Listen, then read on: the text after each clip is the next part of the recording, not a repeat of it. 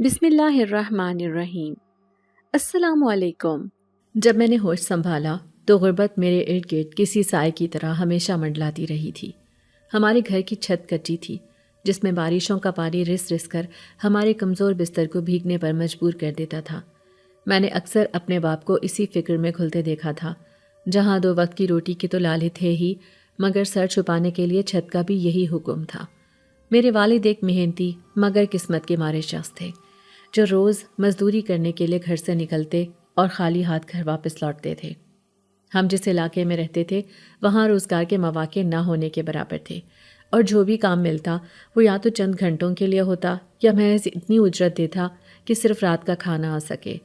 میری ماں تو کب کی اس دنیا سے جا چکی تھی، اور ہم دونوں باپ بیٹی ایک دوسرے کے سہارے جینے کی کوشش کر رہے تھے، مگر زندگی کا بوجھ میری عمر سے کہیں زیادہ بھاری ہوتا جا رہا تھا۔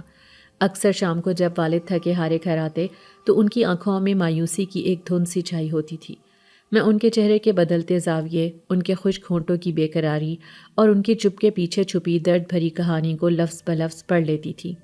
کئی بار ایسا ہوتا کہ ہم دونوں نے خالی پیٹ سو کر رات گزاری، اور صبح کی چائے بھی بس ایک خواہش بن کر رہ گئی۔ محلے والے بھی اب ہم سے نظریں چرانے لگے تھے، کیونکہ والد کئی لوگوں سے قرض لے چکے تھے اور ان کے پاس اب کچھ بھی نہیں بچا تھا کہ وہ واپس کر سکیں۔ میری تعلیم بھی غربت کی نظر ہو چکی تھی۔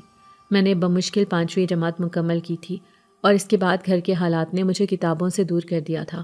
میں سارا دن چھوٹے موٹے گھریلو کام کرتی، کبھی کسی پڑوسن کے ہاں صفائی کر لیتی، کبھی ہاتھ کی بنی چوڑیاں بیچنے بازار چلی جاتی، مگر یہ سب صرف 2 وقت کی روٹی کی کوشش تھی، کوئی مستقبل نہ تھا۔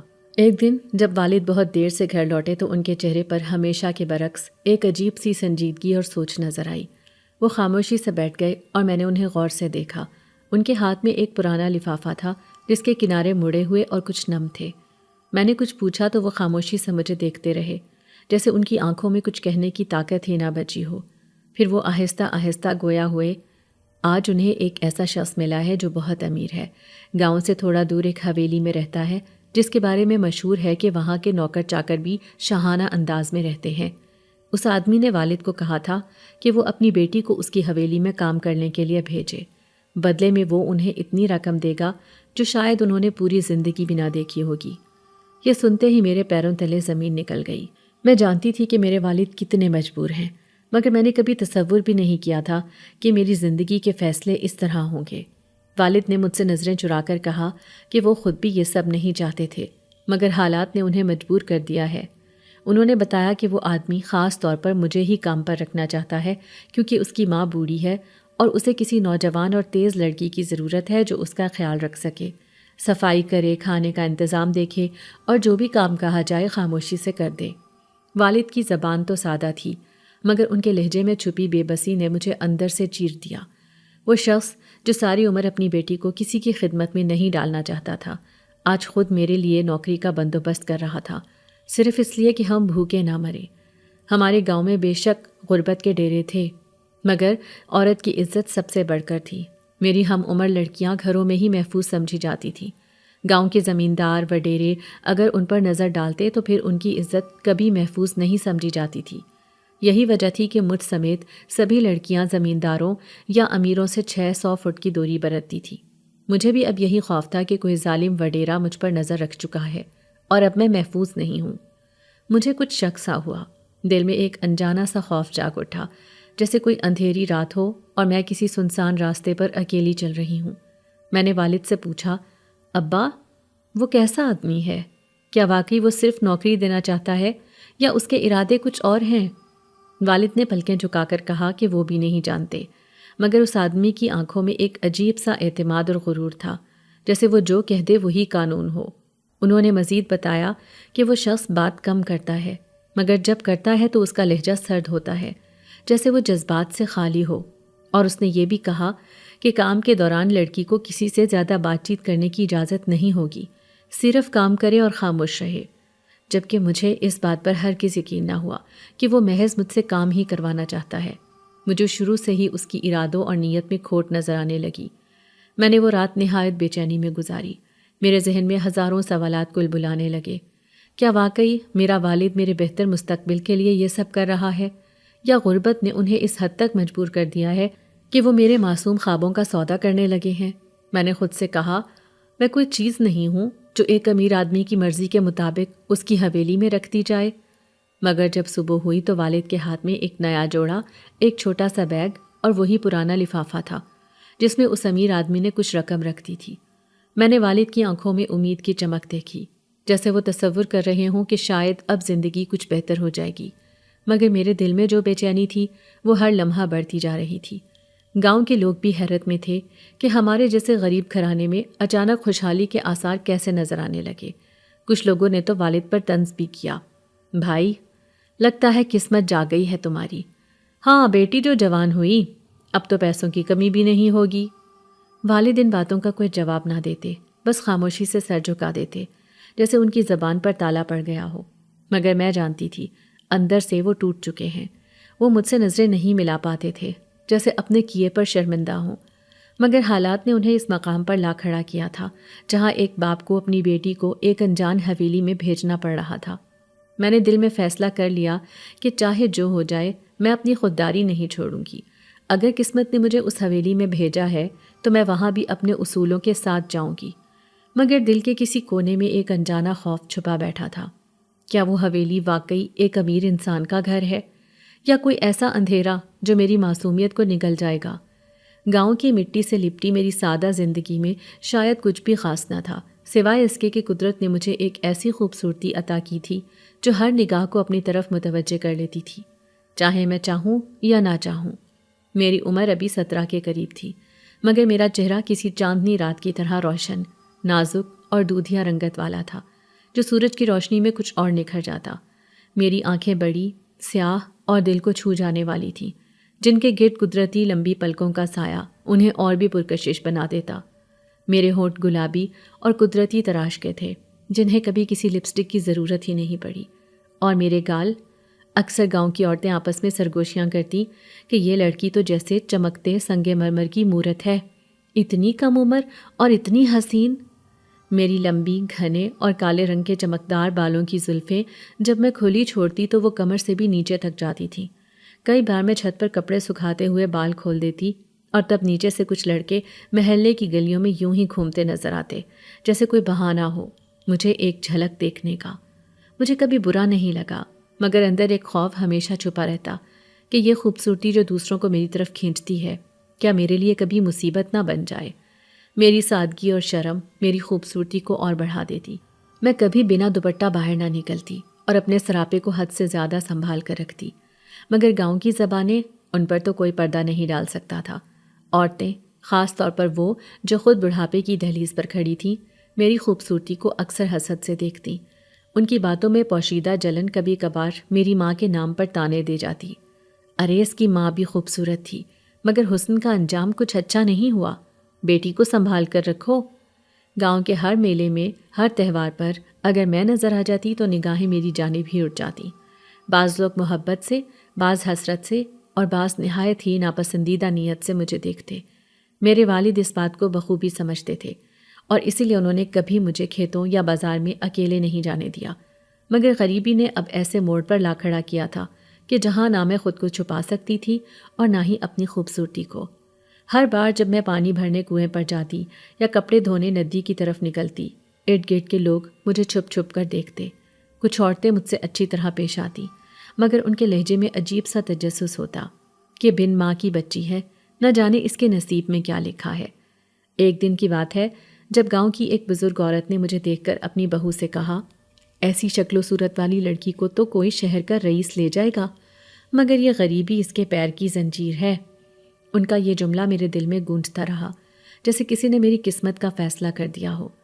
میری خوبصورتی میرے لیے اب ایک بوجھ بن گئی تھی، ایک ایسا تحفہ جسے میں سمیٹنا تو چاہتی تھی، مگر اس کا وزن میرے کندھوں پر ہر لمحہ بڑھتا جا رہا تھا۔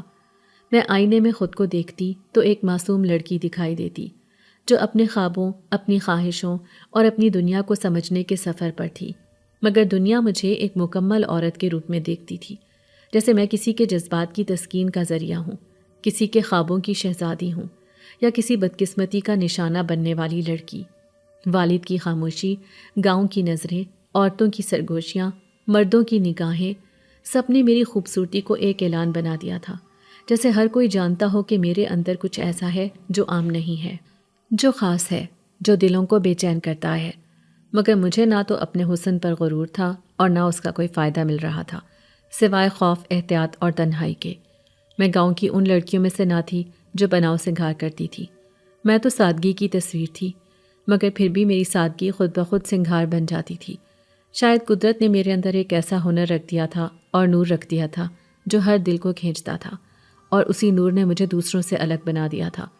یہی خوبصورتی، یہی سادگی، یہی کم عمری کا نکھار جب اس امیر آدمی کی نظر میں آیا تو شاید وہ فیصلہ وہیں ہو چکا تھا کہ میں اس کی حویلی میں جاؤں گی، چاہے میری مرضی ہو یا نہ ہو۔ میری شخصیت، میرے چہرے کے نقوش، میری آنکھوں کی معصومیت، میرے بالوں کی روانی، سب کسی جال کی طرح تھے، اور مجھے پتہ بھی نہ چلا کہ کب میں اس جال میں آہستہ آہستہ پھنسنے لگی۔ مجھے جب پہلی بار یہ خبر ملی کہ میرے والد نے مجھے اس امیر آدمی کی حویلی میں کام کے بہانے بھیجنے کا فیصلہ کیا ہے تو مجھے اپنے کانوں پر یقین نہ آیا۔ مجھے لگا شاید میں نے کچھ غلط سن لیا ہے، شاید کسی نے مجھ سے مذاق کیا ہے یا کسی ہمسائے نے جل کر یہ بات کھڑ لی ہے۔ مگر جب میں نے رات کو چھت سے والد اور ایک اجنبی مرد کی آوازیں سنی، جب میں نے درار سے جھانک کر وہ منظر دیکھا کہ میرے باپ کے ہاتھ میں نوٹوں کی ایک گڈی تھی اور وہ آدمی کچھ کاغذات نکال رہا تھا، تب میری روح لرز گئی، میرے ہاتھ کانپنے لگے، آنکھوں میں آنسو بھر آئے اور دل اتنے زور سے دھڑکنے لگا جیسے کوئی طوفان اندر اٹھ رہا ہو۔ میں چھپ کر اپنے کمرے میں آئی، خود کو لحاف میں لپیٹا، مگر نیند آنکھوں سے کوسوں دور تھی۔ ساری رات دل میں ایک ہی خیال گردش کرتا رہا، کیا میں کوئی چیز ہوں؟ کیا میرے باپ نے میرا سودا کر دیا ہے؟ کیا میری مرضی کی کوئی وقت نہیں؟ صبح جب میں نے ہمت کر کے اپنے والد سے پوچھا تو ان کے چہرے پر ایک عجیب سا سایہ آیا۔ انہوں نے نظریں چرا لی اور کہا، تمہیں زیادہ سوچنے کی ضرورت نہیں، بس جو کہہ رہا ہوں وہ مان لو۔ تمہیں کل اس حویلی میں کام پر جانا ہے، وہاں عزت سے رکھیں گے، تمہیں کھانے پینے کا اور رہنے سہنے کا انتظام ہوگا۔ میرے اندر جو لاوا پک رہا تھا وہ اسی لمحے پھٹ پڑا، میں چیخ اٹھی، ابا یہ کام نہیں ہے، یہ سودا ہے، آپ نے میری زندگی بیچ دی ہے، میں آپ کی بیٹی ہوں، کوئی مال یا سامان نہیں۔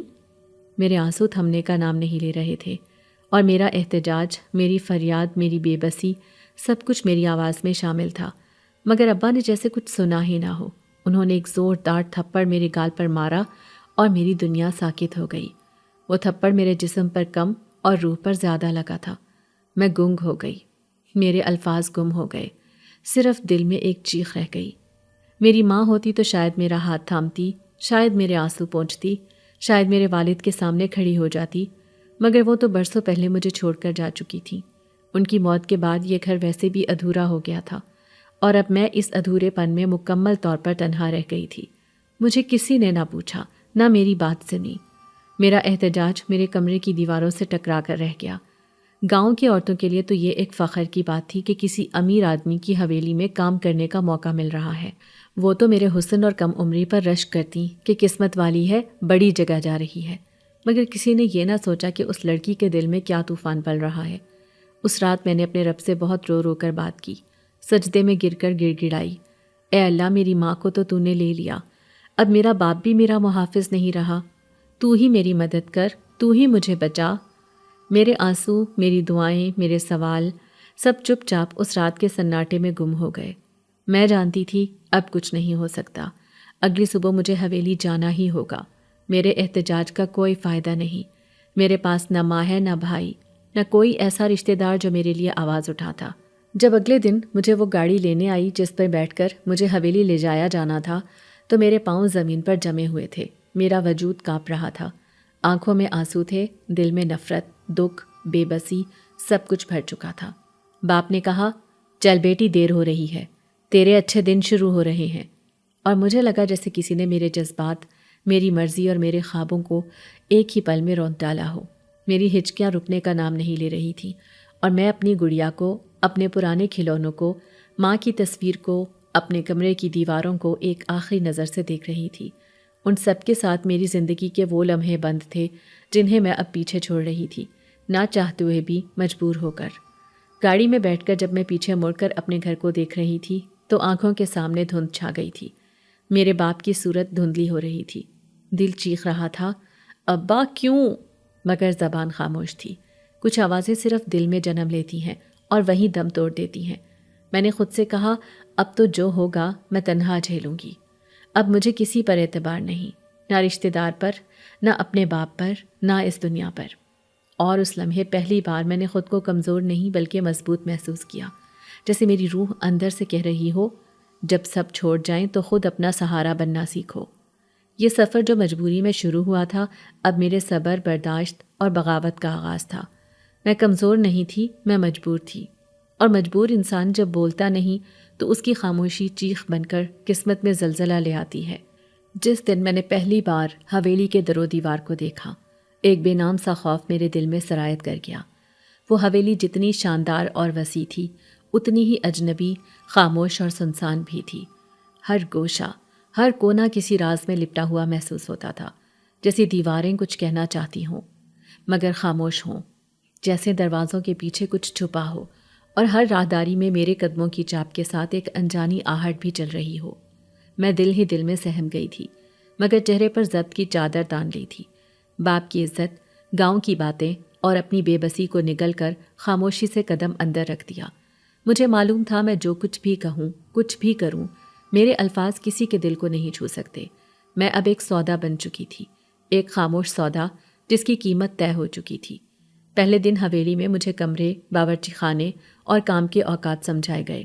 وہ نوکرانی جو برسوں سے یہاں کام کر رہی تھی اب بوڑھی ہو چکی تھی اور اکثر بیمار رہتی تھی۔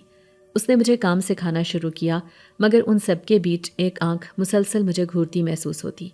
وہ آنکھ جس کے پیچھے ایک حسین چہرہ تھا، وہ امیر زادہ جس کے لیے میرے باپ نے میری زندگی کی قیمت لی تھی۔ اس کی نظریں بے تاثر سی تھیں، جیسے اسے میرے وجود سے کوئی غرض نہ ہو یا شاید بہت زیادہ ہو۔ وہ اکثر خاموشی سے میرے کام کرنے کو دیکھتا، کچھ کہتا نہیں، بس ایک سناٹے جیسا تاثر چھوڑ جاتا جو میرے دل میں ہلچل مچا دیتا۔ میں اکثر سوچتی اگر اسے مجھ میں دلچسپی نہیں تو کیوں میرے باپ نے مجھے یہاں بھیجا، کیوں میرے وجود کو نوٹوں کے بدلے دے دیا؟ مگر اصل طوفان تو اس وقت آیا جب ایک دن رات کو میں باورچی خانے میں برتن سمیٹ رہی تھی اور اچانک نوکرانی میرے قریب آئی۔ اس کے ہاتھ میں کوئی پرانا کاغذ تھا، اس کی آواز سرگوشی جیسی تھی۔ بیٹی، تمہیں پتہ ہے تمہارا نکاح ہو چکا ہے؟ میں ہکا بکا اسے دیکھنے لگی۔ کیا؟ کیسا نکاح؟ وہ بولی، اسی امیر زادے کے ساتھ، کل مولوی آیا تھا، تمہارے باپ نے دستخط کیے، تم بے ہوشی میں تھی، یاد ہے؟ اس کل تمہیں اچانک چکر آیا تھا؟ میں نے جھرجھری لے لی، میرے جسم میں سنسناہٹ دوڑ گئی۔ یہ کیسے ہو سکتا ہے؟ میں چیخنے کو تھی مگر آواز گلے میں اٹک گئی۔ اس نے وہی کاغذ میرے ہاتھ میں تھمایا۔ یہ نکاح نامہ تھا، میرا نام، میرے والد کا نام، اس مرد کا نام جسے میں جانتی تک نہیں، سب کچھ لکھا تھا۔ میری آنکھوں کے آگے اندھیرا چھا گیا، جیسے کسی نے میرے خوابوں کو، میرے جسم کو، میرے اختیار کو بے صدا لوٹ لیا ہو۔ میں دیوار سے ٹیک لگا کر بیٹھ گئی، ہاتھ سے وہ کاغذ پھسل گیا، میری سانسیں بھاری ہونے لگی اور میں صرف ایک ہی سوال دل میں دہرائی جا رہی تھی، میرے ساتھ یہ سب کیوں؟ کیا میری ماں زندہ ہوتی تو ایسا ہوتا؟ کیا میرے والد اتنے سنگ دل ہو سکتے ہیں؟ مگر پھر یاد آیا وہ تو خود اس سودے کے لیے رضامند تھے، بلکہ اصل شرط تو اگلے دن سامنے آئی تھی۔ اگلی صبح جب میں بدحواسی میں اپنے کمرے سے نکلی تو راہداری میں میرے والد اور اس امیر زادے کے درمیان گفتگو ہو رہی تھی۔ میں دروازے کے پیچھے چھپ کر سننے لگی۔ والد کی آواز میں لالچ، خود غرضی اور ایک مصنوعی محبت تھی۔ دیکھیں صاحب، میں اپنی بیٹی کو یوں بغیر نکاح آپ کے گھر نہیں چھوڑ سکتا تھا۔ گاؤں والے باتیں بنا رہے تھے، میری عزت داؤ پر لگی تھی۔ آپ کو اگر میری بیٹی کو رکھنا ہے تو نکاح کو چھپانا نہیں ہوگا، شرعی طریقہ رکھیں، نکاح کا اعلان کریں۔ اور امیر زادہ جو کہ ایک معمر، خاموش، تباہ انسان تھا، محض ایک سرد آہ بھر کر کہنے لگا، آپ کو اپنے پیسے مل چکے ہیں، شرط کے مطابق نکاح بھی ہو چکا ہے۔ میرے خیال سے اب آپ کو کوئی اعتراض نہیں ہونا چاہیے کہ نکاح کا اعلان ہو جائے۔ بس وہ لمحہ تھا جب مجھے یقین ہو گیا کہ میرے لیے اب کوئی راہ فرار باقی نہیں۔ باپ نے اپنی عزت کی آڑ میں میری زندگی کا سودا کر دیا تھا، مگر اصل مقصد وہ بھاری رقم تھی جو اسے اب مکمل ملنے والی تھی۔ اسے گاؤں کی باتوں کا بہانہ تھا، اصل میں تو اسے اپنی بیٹی کی عزت سے زیادہ پیسے عزیز تھے۔ اور میں تو ایک خاموش مہرہ تھی جسے سب نے بیچ ڈالا، جس کی مرضی کو سب نے روند ڈالا۔ میرے اندر ایک بغاوت نے جنم لینا شروع کر دیا۔ میں نے خود سے وعدہ کیا کہ اب میں اپنی خاموشی کو اپنی کمزوری نہیں بننے دوں گی۔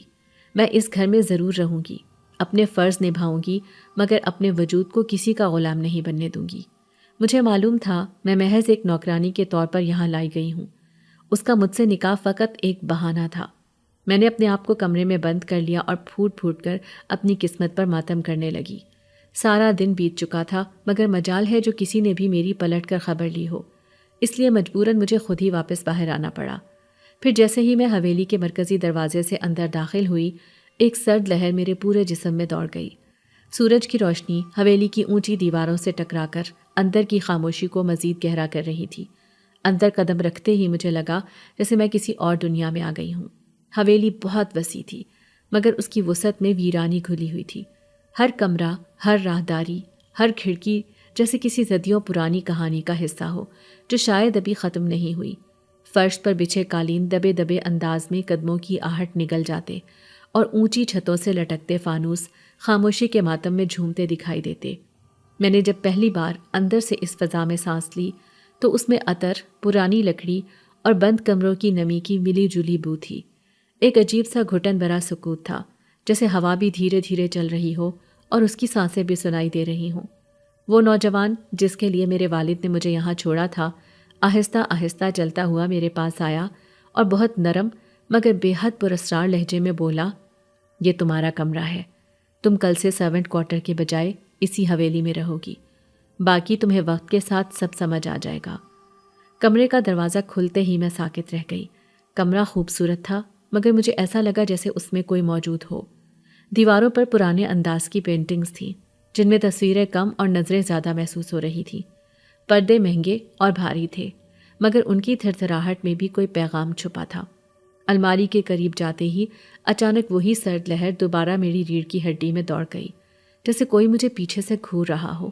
میں نے پلٹ کر دیکھا، کوئی نہیں تھا مگر وہ احساس، وہ تاثر، وہ اب بھی وہاں تھا۔ اس نوجوان کی ماں ایک ضعیف، خاموش اور حیرت انگیز طور پر پراثر عورت معلوم ہو رہی تھی۔ پہلی بار وہ مجھے اس وقت ملی جب نوکرانی مجھے باورچی خانے کا راستہ دکھا رہی تھی۔ میں نے بس ایک جھلک ہی ان کو دیکھا تھا۔ وہ مرکزی ہال میں ایک پلنگ پر لیٹی تھی، گہری نظریں مجھ پر گاڑے، نہ کوئی مسکراہٹ، نہ کوئی سوال، نہ کوئی خوشامدید، بس ایک سرد، بے رحم خاموشی، جیسے وہ میرے وجود سے واقف ہوں، جیسے مجھے برسوں سے جانتی ہوں، جیسے وہ میرے دل کی تہ تک پہنچ چکی ہوں۔ ان کی آنکھوں میں جیسے صدیوں کی تھکن اور کچھ ایسا غصہ تھا جس کی وجہ میں نہیں جانتی تھی، نہ سمجھنا چاہتی تھی۔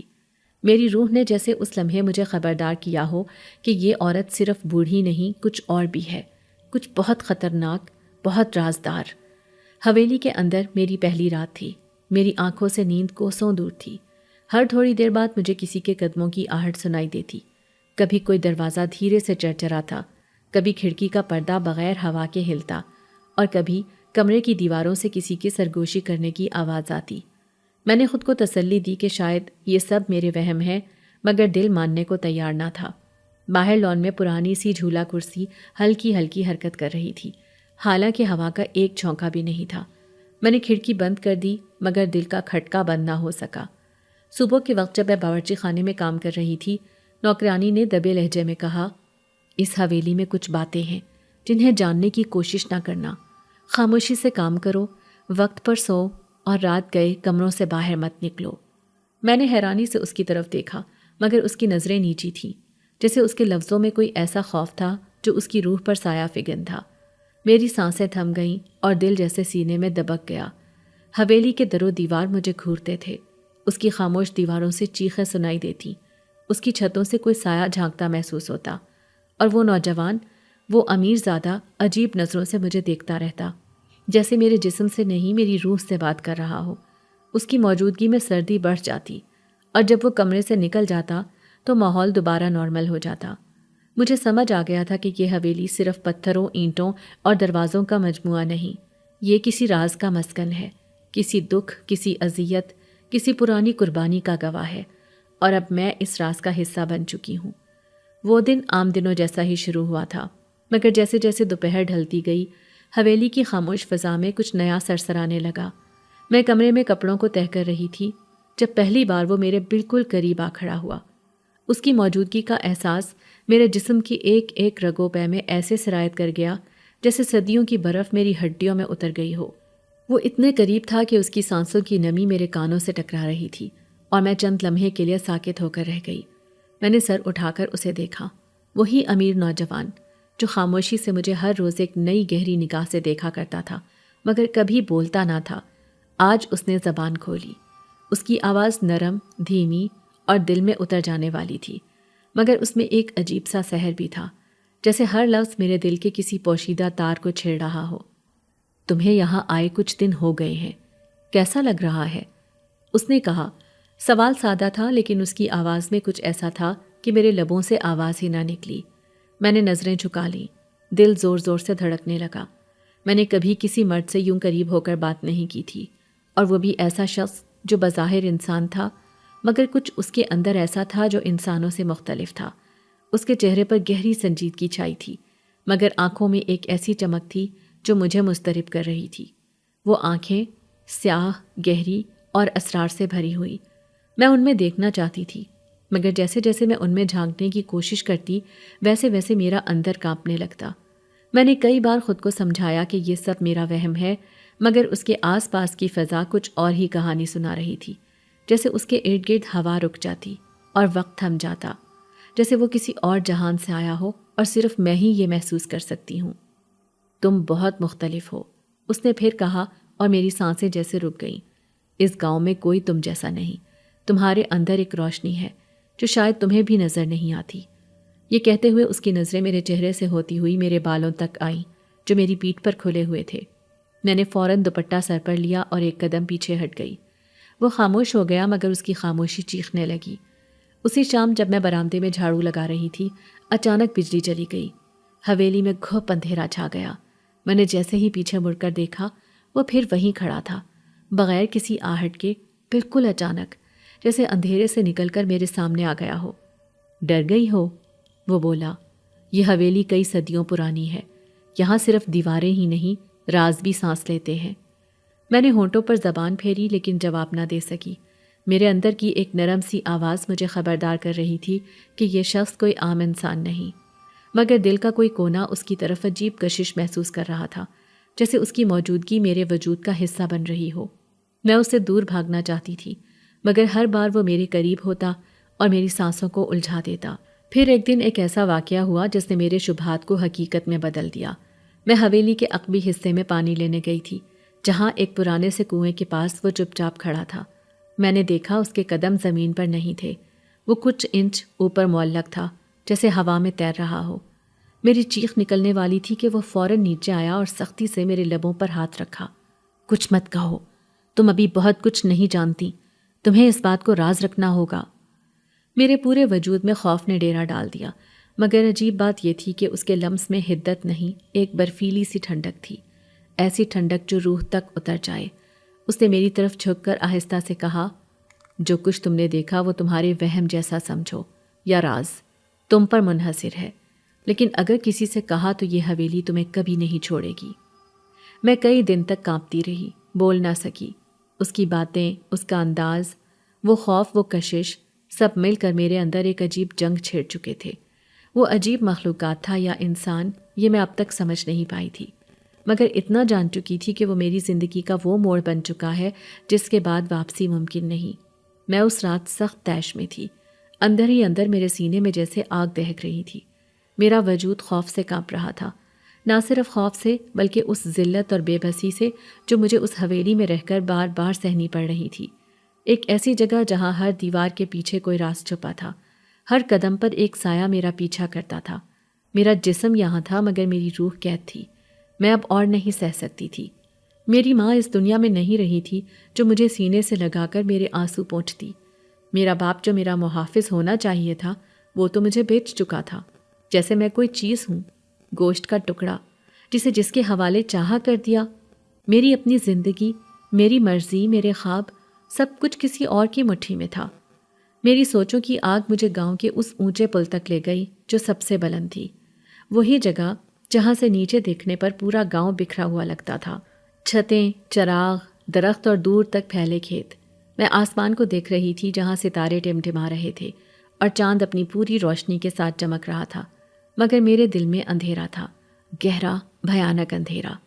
میں جانتی تھی کہ نیچے اترنے کا کوئی ارادہ نہیں تھا۔ میں نے اپنے وجود کو آزاد کرنے کے لیے آخری فیصلہ کر لیا تھا۔ میرے قدم چٹان کے کنارے تک آ گئے تھے۔ میں نے آنکھیں بند کیں اور دل میں صرف ایک ہی دعا کی، یا اللہ، اگر میں تیری بندی ہوں تو مجھے اب اپنے پاس بلا لے۔ مجھ سے یہ تجسس بھری زندگی نہیں گزاری جا رہی۔ میرے پاؤں جیسے ہی خلا کی طرف بڑھے، اچانک کسی نے مجھے مضبوطی سے کمر سے تھام لیا۔ میری چیخ نکل گئی، دل حلق میں آ گیا۔ میں نے زور سے خود کو چھڑانے کی کوشش کی، مگر اس گرفت میں ایک عجیب سی نرمی، ایک طاقت تھی جو میرے جسم کے ساتھ میری روح کو بھی تھام رہی تھی۔ پھر میرے کانوں میں اس کی آواز گونجی، اللہ نور السماواتی والارض۔ اس کی آواز میں ایسی گونج تھی جیسے زمین تھم گئی ہو، جیسے وقت رک گیا ہو، جیسے فرشتے بھی سننے کو ٹھہر گئے ہوں۔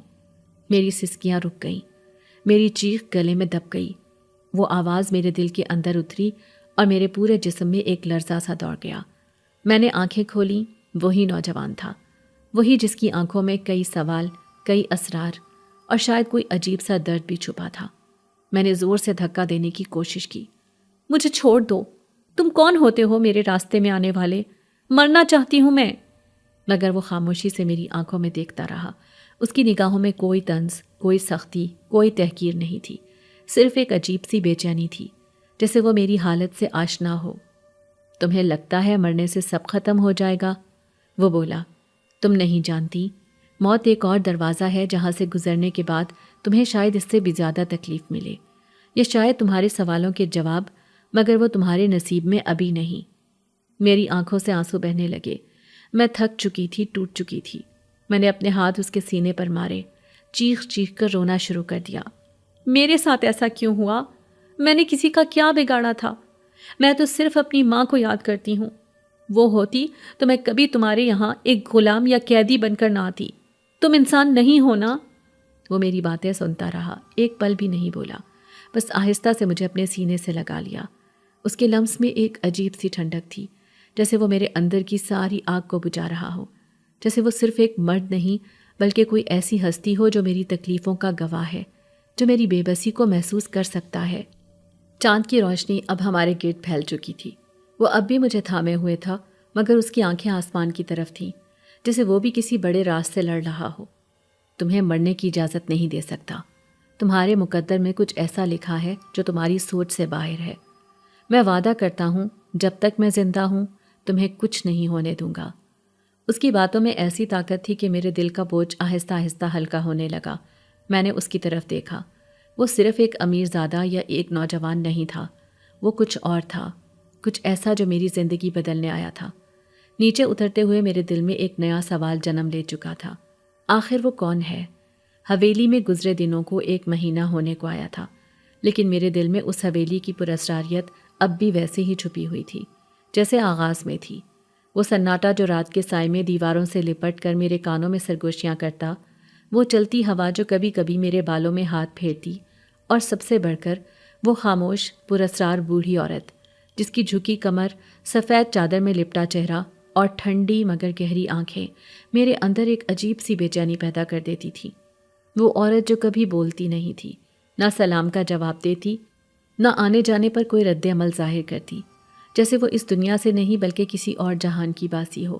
جب بھی میں صحن میں جاتی، وہ وہیں بیٹھ کر ایک مخصوص سمت میں تکا کرتی، جیسے کسی اندیکھے راستے پر نگاہیں جمائے ہو۔ اس کی آنکھیں، ان میں نہ صرف ویرانی تھی بلکہ جیسے ان میں صدیوں پرانے راز دفن تھے۔ میں کئی بار اس کے قریب سے گزری، سلام کیا، لیکن اس کے ہونٹوں پر کبھی کوئی حرکت نہ ہوئی۔ اس کی خاموشی ایک بوجھ بن چکی تھی میرے دل پر، ایک ایسا بوجھ جسے میں نہ سمجھ سکتی تھی نہ بیان کر سکتی تھی۔ پھر ایک رات وہ واقعہ ہوا جس نے میرے اندر کی ساری ہمت کو ہلا کر رکھ دیا۔ اس رات آسمان پر چاند نہیں تھا، حویلی کی فضا میں غیر معمولی خاموشی چھائی ہوئی تھی۔ میں نیم خوابیدہ حالت میں تھی جب اچانک مجھے صحن سے سرسراہٹ سنائی دی، جیسے کسی کے قدموں کی آہٹ ہو، مگر زمین پر چپکے چپکے چلنے والے۔ میں چادر لپیٹ کر دبے قدموں نیچے آئی، اور جو منظر میں نے دیکھا اس نے میری روح تک کو ہلا دیا۔ بوڑھی عورت جسے میں نے کبھی اپنی جگہ سے ہلتے نہیں دیکھا تھا، آج صحن کے بیچوں بیچ کھڑی تھی۔ اس کے گرد سفید دھواں سا لپٹ رہا تھا، جیسے ہوا بھی اس کے گرد ٹھہر گئی ہو۔ اس کے ہونٹ ہل رہے تھے اور وہ کچھ بول رہی تھی۔ مجھے یقین نہیں آیا۔ میں قریب ہو کر چھپی تو سنائی دیا، جنوں کی رات ہے، دروازے کھلتے ہیں اور جنزادوں کی نسل جاگتی ہے۔ میری ریڑھ کی ہڈی میں سرد لہر دوڑ گئی۔ میں اپنی سانس روک کر وہیں چھپی رہی، مگر دل کی دھڑکن میرے کانوں میں گونج رہی تھی۔ وہ عورت آسمان کی طرف دیکھ رہی تھی اور اس کی آواز میں وہ لرزش تھی جیسے وقت کا پردہ چاک ہو رہا ہو۔ اب وہ وقت آ رہا ہے جب ایک انسان کی محبت جنات کی سلطنت میں طوفان لائے گی، اور جس کا خون پکارا گیا ہے وہ اب چھپ نہیں سکتا۔ میری آنکھیں پھیل گئیں، دل تیزی سے دھڑکنے لگا۔ کیا وہ میرے بارے میں کہہ رہی تھی؟ کیا یہ سب خواب ہے، یا میں کسی ایسی دنیا میں قدم رکھ چکی ہوں جس کے دروازے انسانوں پر بند ہوا کرتے ہیں؟ اچانک وہ خاموش ہو گئی۔ اس نے اپنی سفید آنکھیں جھکائیں اور آہستہ سے میرے چھپنے کی سمت دیکھا۔ میرا دل دھک سے رہ گیا۔ کیا وہ جان چکی تھی کہ میں یہ سب سن رہی ہوں؟ میں وہاں سے بھاگنے کا سوچ ہی رہی تھی کہ وہ آہستہ سے بولی، جو دیکھ لیا اسے دل میں رکھ، کیونکہ جو راز زبان پر آ جائیں وہ جان لے لیتے ہیں۔ میں وہاں سے فوراً بھاگی، اپنے کمرے میں آئی اور دروازہ بند کر کے ساری رات جاگتی رہی۔ میرے دل میں صرف ایک ہی سوال تھا، یہ عورت کون ہے اور جنات کی سلطنت سے میرا کیا تعلق ہے؟ اب مجھے یقین ہونے لگا تھا کہ وہ نوجوان، اس کا گھر اور یہ سب کچھ معمولی نہیں۔ میں شاید کسی بڑے راز کے بیچ میں پھنس چکی تھی، ایک ایسی دنیا کے دہانے پر جہاں محبت، انتقام اور طاقتیں ایک دوسرے سے ٹکرا رہی تھی۔ وہ دن میری زندگی کا سب سے غمگین دن بن چکا تھا۔ جنزادے سے خفا ہو کر اس کی موجودگی اور چہرے کے ہر جھرمٹ سے نفرت کرنے لگی تھی۔ جس طرح اس کی آنکھوں میں وہ پراسرار چمک تھی، وہ مجھے اپنی طرف کھینچتی تھی، اور میں اس کھنچاؤ کے باوجود اپنے دل میں اسے اور اس کے جادوئی وجود کو رد کر رہی تھی۔ وہ ہمیشہ مجھے دور سے ہی دیکھتا تھا، جیسے وہ جانتا ہو کہ میں اس سے دور بھاگنا چاہتی ہوں، مگر وہ مجھے ٹوٹنے نہیں دیتا تھا۔ ایسا لگتا جیسے وہ کوئی راکھ کے نیچے چھپی ہوئی آگ ہو، جس کے اندر کا جوش اور حرارت باہر نہ آ سکے، لیکن کبھی نہ کبھی وہ انگارے چمک کر باہر آ ہی جائیں گے، اور جب تک وہ انگارے باہر نہیں آتے میں اس کی خاموش آنکھوں میں چھپی آگ سے ڈرتی رہتی تھی۔ اس کی خاموش نگاہوں نے مجھے اور بھی بے چین کر دیا تھا۔ میں جب بھی اس سے بات کرتی، اس کے چہرے پر کوئی رد عمل نہیں ہوتا، جیسے وہ صرف ایک خاموش ناظر ہو جو مجھے دیکھ رہا ہو، لیکن کسی بھی قسم کے تاثرات سے خالی۔ یہ بات مجھے اندر سے اور بھی غصے میں مبتلا کر دیتی تھی۔ وہ میری نفرت کی لہر کو سمجھنے کی کوشش کرتا تھا، لیکن وہ پھر بھی خاموش رہتا تھا، جیسے کسی گہری گونگی محبت کی شدت میں ڈوبا ہوا ہو، اور میں اس محبت کے بوجھ کو نہیں سمجھ سکتی تھی۔ اس کی خاموشی میں بھی کچھ تھا، کچھ ایسا جو مجھے اور زیادہ الجھا دیتا تھا۔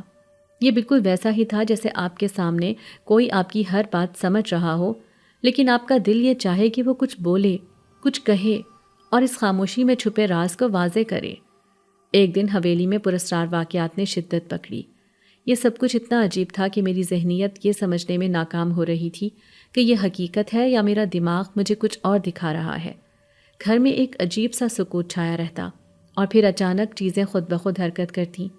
چھوٹی سی آواز سے دروازے کے بند ہونے کی آوازیں سنائی دیتی، جیسے کوئی اندر سے باہر نکلنے کی کوشش کر رہا ہو۔ کبھی کوئی کپڑا زمین پر پڑا نظر آتا، کبھی کوئی کتاب خود بخود الٹ جاتی، اور کبھی آئینے میں میرے عکس کے ساتھ کچھ اور عکس دکھائی دیتا، جیسے کوئی اور موجود ہو۔ میں ان چیزوں کو مسلسل نظر انداز کر رہی تھی، مگر جب رات کو عجیب و غریب قدموں کی آوازیں آنے لگیں، اور وہ آوازیں بالکل میرے پیچھے سے سنائی دیتیں، جیسے کوئی سایہ میرا پیچھا کر رہا ہو، تب میں نے سوچا کہ شاید میں پاگل ہو رہی ہوں۔ یہ سب کچھ میری ذہنیت کو اس حد تک متاثر کر رہا تھا کہ میں خود کو مزید سنگین حالات میں محسوس کر رہی تھی۔ کیا یہ سب کچھ حقیقت میں ہو رہا تھا؟ کیا یہ دنیا کے اوپر ایک اور غم اور راز چھپے ہوئے تھے جنہیں میں نہیں جان سکتی تھی؟ میرا دل دن بدن مزید خوف میں ڈوبا جاتا، لیکن اس کے باوجود ان سب چیزوں کو نظر انداز کر کے میں حویلی میں اپنی زندگی گزارنے کی کوشش کرتی رہتی۔ پھر ایک دن جب حالات میرے لیے مزید پیچیدہ ہو گئے، میں نے حویلی سے باہر نکلنے کا فیصلہ کیا۔ میرا دل مسلسل درد میں ڈوبا ہوا تھا، اور مجھے لگ رہا تھا کہ اگر میں نے اپنی زندگی کا راستہ خود منتخب نہیں کیا تو شاید میں ہمیشہ اس جنات کی سلطنت میں پھنس کر رہ جاؤں گی۔ میں گاؤں کے اوپر کی طرف بڑھتے ہوئے اپنی تقدیر کو سامنے دیکھ رہی تھی۔ جب میں اپنے گاؤں واپس جانا چاہتی تھی، اپنے باپ کے پاس، مجھے اب مزید یہاں رہنے سے گھٹن محسوس ہو رہی تھی۔ میری نظریں نیچے کی جانب گئیں، اور پھر اچانک احساس ہوا کہ میں ایک اندھی کھائی کے کنارے پر کھڑی ہوں، جہاں سے صرف ایک قدم مجھے گہرے سیاہ اندھیرے میں لے جا سکتا تھا۔ جیسے ہی میں ایک قدم آگے بڑھا رہی تھی، اچانک کسی نے مجھے کمر سے تھام لیا۔ میں چونک کر مڑی اور یہ دیکھ کر میری سانس رک گئی کہ وہ نوجوان جنزادہ مجھے ایک مرتبہ پھر سے بچانے کے لیے میرے سامنے کھڑا تھا۔ اس نے مجھے اپنی مضبوط گرفت میں سمیٹ لیا اور میری گردن کے گرد اپنے ہاتھوں کی گرفت مضبوط کی، جیسے وہ جانتا ہو کہ اب مجھے کوئی بھی خطرہ نہیں پہنچ سکتا۔ میرے دل میں ایک عجیب سی کیفیت پیدا ہوئی اور میں جو خوف محسوس کر رہی تھی، میرے منہ سے ایک ہلکی سی آواز نکلی، شکریہ۔ وہ ایک لمحے کے لیے خاموش رہا اور پھر بولا، یہ میری محبت ہے کہ میں تمہیں کبھی تنہا نہیں چھوڑوں گا۔ اس کی آواز میں ایسا سکون تھا جیسے وہ نہ صرف مجھے بچانے کے لیے آیا ہو بلکہ وہ خود بھی کسی طوفان کی گزرگاہ میں کھڑا ہو جہاں اس کے ہر عمل کا ایک ہی مقصد ہو، میری حفاظت کرنا۔ میں اس کی خاموشی میں چھپی محبت کو محسوس کر سکتی تھی۔ اس دن کے بعد اس جنزادے کے ساتھ میری پہلی نرم ملاقات ہو چکی تھی، لیکن میرے دل میں جو سوالات اٹھے تھے وہ ابھی تک حل نہیں ہو سکے تھے۔ وہ خاموشی سے میری زندگی میں آیا تھا اور میں اب اس کی حقیقت جاننے کی کوشش کر رہی تھی۔ وہ مجھ سے کہنے لگا، تم صرف میری محبت ہی نہیں، میری شریک حیات بھی ہو۔ چلو میرے ساتھ واپس حویلی، اب تم مجھے چھوڑ کر نہیں جا سکتی۔ نہ جانے اس کی باتوں میں کیسا سحر تھا کہ میں واپس حویلی میں آ گئی۔ کچھ دن مجھے وہ حویلی میں نظر ہی نہ آیا، نہ جانے مجھے بلا کر کہاں غائب ہو چکا تھا۔ پھر ایک دن صفائی کرتے کرتے میں ایک کمرے میں آ گئی۔ یہ شاید کوئی لائبریری تھی جہاں بہت زیادہ کتابیں رکھی ہوئی تھیں۔ جب میں نے پہلی بار وہ کتاب دیکھی تو مجھے کچھ سمجھ نہیں آیا۔ وہ کتاب بہت پرانی اور مٹی سے سیاہ ہو چکی تھی، جیسے اس کی عمر صدیوں پرانی ہو۔ میں نے اسے کھولا اور اس کے صفحات پر جتنے الفاظ تھے وہ سب عجیب و غریب تھے، جیسے کسی جادو کی زبان میں لکھا ہو۔ لیکن جتنی دیر میں نے اس کتاب کی صفحات پر نظر دوڑائی، ایک خاص چیز میرے ذہن میں گونجنے لگی۔ وہ کتاب جنات کی دنیا، ان کے بادشاہوں اور شاہی خاندان کے بارے میں تھی۔ جیسے ہی میں نے کتاب کی ایک خاص تحریر کو پڑھا، میرے دل کی دھڑکن تیز ہو گئی۔ کتاب میں جو نشانات اور علامات درج تھیں وہ بالکل وہی تھیں جو میں نے حویلی میں دیکھی تھی۔ ان نشانوں کا تعلق صرف جنات سے تھا اور میں نے انہیں کئی بار حویلی کی دیواروں پر، دروازوں پر اور کبھی کبھار فرش پر دیکھا تھا۔ کتاب میں جنات کی ایک خاص نسل کے بادشاہوں کا ذکر کیا گیا تھا، جنہوں نے اپنے شاہی خاندان کو ایک ایسی دنیا میں محصور کر لیا تھا جہاں انسانوں سے دور رہنا ضروری تھا۔ ان بادشاہوں اور ان کی سلطنت کا تذکرہ اس کتاب میں کیا گیا تھا، اور مجھے احساس ہوا کہ یہ کتاب نہ صرف جنات کی تاریخ بلکہ ان کی زندگیوں کے رازوں سے بھی پردہ اٹھاتی ہے۔ میں نے جلدی سے کتاب کو غور سے پڑھنا شروع کیا، اور ہر لفظ، ہر نشان اور ہر تصویر نے میرے دل میں ایک نیا خوف اور تجسس پیدا کیا۔ جنات کی دنیا کا یہ راز اتنا گہرا تھا کہ میں اس میں مزید غوطہ لگانے کے لیے بے چین ہو گئی۔ چند دن بعد میری نظر ایک اور پراسرار واقعے پر پڑی۔ وہ نوجوان جس کے بارے میں نے کئی بار سوچا تھا اور جس کے ساتھ میں ہر لمحہ ایک عجیب کشمکش میں مبتلا تھی، وہ دراصل جنات کے ایک شاہی خاندان سے تعلق رکھتا تھا۔ مجھے یہ انکشاف ایک رات اسی کتاب میں ملنے والی معلومات سے ہوا، جس کے بعد میں نے اپنی تمام تر بے چینی کو حقیقت کے روپ میں دیکھا۔ میں نے جتنی بار اس نوجوان کی موجودگی اور اس کے رویے پر غور کیا، اتنی ہی بار مجھے یہ احساس ہونے لگا تھا کہ وہ محض ایک جنزادہ نہیں تھا، بلکہ اس کا تعلق ایک عظیم شاہی خاندان سے تھا۔ وہ یہاں انسانوں کی دنیا میں اس لیے آیا تھا کیونکہ اس کے لیے یہ ایک سزا تھی، یا شاید ایک پناہ۔ اس کا انسانوں کی دنیا میں رہنا اس کے لیے ایک جلا وطنی کا معاملہ تھا، جہاں وہ اپنی اصل شناخت اور مقام سے دور تھا۔ جب یہ راز میرے سامنے آیا تو میرے دل میں ایک مختلف قسم کی کیفیت پیدا ہوئی۔ میں نے جب بھی اسے دیکھا تھا، مجھے ہمیشہ یہ لگتا تھا کہ وہ ایک عجیب کشش رکھتا ہے، لیکن اب یہ کشش مجھے اس کے ہونے کی حقیقت کے ساتھ جڑتی ہوئی محسوس ہونے لگی۔ وہ جنات کا ایک شہزادہ تھا، اور اس کا ہر عمل، ہر بات اور ہر حرکت اس حقیقت کی گواہی دے رہی تھی۔ اس کی آنکھوں میں جو چمک تھی وہ صرف ایک عام انسان کی چمک نہیں تھی، یہ ایک ایسی چمک تھی جو اس کی عظمت اور طاقت کو ظاہر کرتی تھی، اور یہ بات میرے دل میں ایک خوف، ایک جذبہ، دونوں کو بیدار کرتی تھی۔ اس تمام حقیقت کو جاننے کے بعد میرے دل میں ایک نیا رد عمل پیدا ہوا۔ پہلے میں اسے صرف ایک اجنبی، ایک خوفناک موجودگی سمجھتی تھی، لیکن اب مجھے یہ احساس ہونے لگا کہ وہ میرے لیے ایک محافظ کی طرح ہے۔ اس کا رویہ جو میں نے پہلے سخت اور بے رحمی سمجھا تھا، دراصل ایک نرم اور محافظت کی شکل تھی۔ وہ کبھی بھی میرے قریب نہیں آیا تھا، نہ ہی اس نے مجھے کبھی اذیت پہنچانے کی کوشش کی تھی۔ وہ ہمیشہ اپنی جگہ پر خاموشی سے موجود رہتا، جیسے وہ جانتا ہو کہ میرے دل میں خوف ہے اور وہ میرا تحفظ کر رہا ہو۔ اب جب کہ مجھے اس کی اصل حقیقت کا مکمل طور پر پتہ چلا تھا، میں اس کے بارے میں پہلے سے زیادہ سمجھنے کی کوشش کرنے لگی تھی۔ وہ نہ صرف ایک جنزادہ تھا بلکہ اس کے اندر وہ محبت اور حفاظت بھی تھی جو میں نے پہلے نہیں پہچانی تھی۔ اس کے تمام رویے اور لفظوں کی حقیقت اب میرے لیے واضح ہو چکی تھی۔ میں نے اسے نفرت کی نظر سے دیکھنا چھوڑ دیا تھا، اور اب میرے دل میں ایک نرم مقام تھا جہاں محبت اور اعتماد نے جڑ پکڑنی شروع کر دی تھی۔ یہ حقیقت کا سامنا کرنے کے بعد میں نے محسوس کیا کہ وہ جو کچھ کر رہا تھا وہ صرف میرے لیے تھا، میرے تحفظ اور فلاح کے لیے۔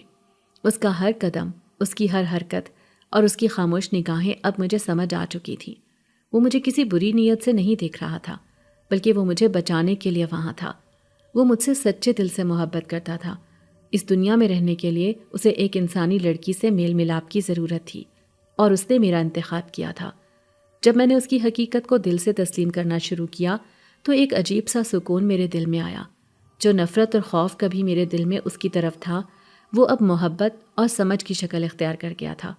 میں نے خود سے کہا کہ وہ جنزادہ ہے، لیکن اس کا تعلق ایک ایسی دنیا سے ہے جہاں انسانوں کی طرح محسوسات اور جذبات بھی ہوتے ہیں، اور مجھے اس کا احترام کرنا چاہیے۔ شاید اس کی حقیقت میرے لیے اتنی تکلیف دہ نہ ہوتی اگر میں نے پہلے اس کی اصل نوعیت نہ جانی ہوتی۔ وقت گزرتا گیا اور میں نے اسے ایک مختلف نظر سے دیکھنا شروع کیا۔ اس کی خاموشی، اس کی نگاہیں اور اس کی بے تکلف موجودگی، یہ سب کچھ میرے دل میں ایک نیا باب کھول رہا تھا۔ وہ صرف ایک جنزادہ نہیں تھا، بلکہ ایک ایسا وجود تھا جو شاید اپنی دنیا سے تنگ آ کر یہاں آیا تھا، اور اب وہ میری حفاظت کر رہا تھا جیسے کہ وہ اپنی تقدیر کو چیلنج کر رہا ہو۔ میں نے محسوس کیا کہ وہ جو کچھ بھی کرتا اس کا مقصد میری حفاظت اور خوشی کے سوا کچھ نہیں تھا، اور پھر ہم ایک ازدواجی زندگی بسر کرنے لگے۔ اگر آپ کو آج کی ہماری کہانی پسند آئی ہے تو اسے لائک کیجیے اور اپنے پیاروں کے ساتھ شیئر کیجیے، اور ہاں، اگر آپ نے ابھی تک ہمارا چینل سبسکرائب نہیں کیا تو ضرور کیجیے۔ ملتے ہیں کل ایک نئی اور دلچسپ کہانی کے ساتھ، تب تک کے لیے اللہ حافظ۔